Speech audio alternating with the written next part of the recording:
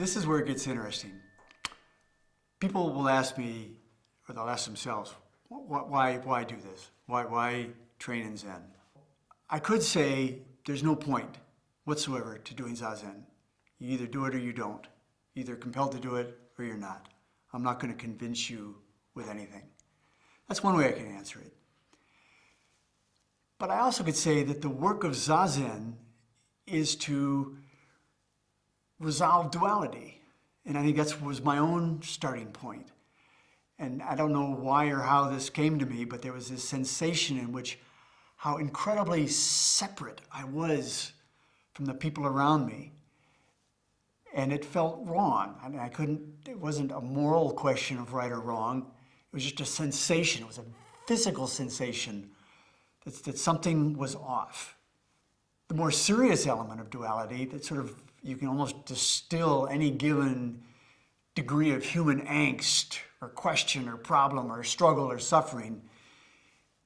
Often you can kind of boil it down to the question of life and death. And that's, in some ways, almost the ultimate duality. So I like that answer as well, that if you feel compelled to resolve the duality, a separation, a difference between self and other, right and wrong, life and death, mind and body, Zen is a highly effective way to do it. It's hard, it's slow, but it's effective. Its effectiveness, I alluded to this before, is because we're not satisfied until it's in your bones. It's not how you would answer an essay question on an end of term examination. It's how do you show up in a difficult situation when somebody needs help? Now, is the duality resolved or not resolved? If it's resolved, your effectiveness is heightened. If it's not resolved, you're less than effective. For people who somehow, there's some part of them that finds this to be true, they somehow know this about themselves, that's a good reason to do Zen training. Baby just born, but with a cleft palate. And the parents they're obviously responsible, and they're trying to figure out what's best for their child. Is it better for the child to face life honestly? This is who I am, this is what I've got, take me as I am.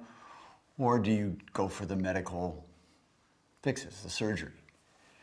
And at first you think, oh, come on, this is a no-brainer. You fix it. But their expression of what's best for this child in the long run, it's really heartfelt. It's what best honors their babyhood, their personhood, who they are. And can they learn to face the world? It's a world that doesn't easily absorb differences. I guess two approaches to helping them. One was just telling some stories from my own experience, my own life, patients that I've worked with. But I felt that the more meaningful was just saying, you guys, you can figure this out, but you can't figure it out if you're thinking, do I fix or not fix? That's just going to be a dichotomy where, if you fix, you're going to worry that there's a richness that you've walked away from. If you don't fix, man, this kid's going to have a tough life. So there's not an easy way through fix or no fix. The answer is going to come from a deeper place. And you guys, I know you live in the country, and you're just going to need some deep, quiet time. And sometimes it's by yourself, and sometimes it's with each other, and sometimes it's with your baby. Something's going to start to come up. A sense of this child, a sense of the future, a sense of yourselves. And at first it may feel strange, or it may feel uncertain, or it may feel very much counterintuitive. But it's going to happen. And it's going to come out of that setting aside the fix, no fix, and just letting something deeper come up.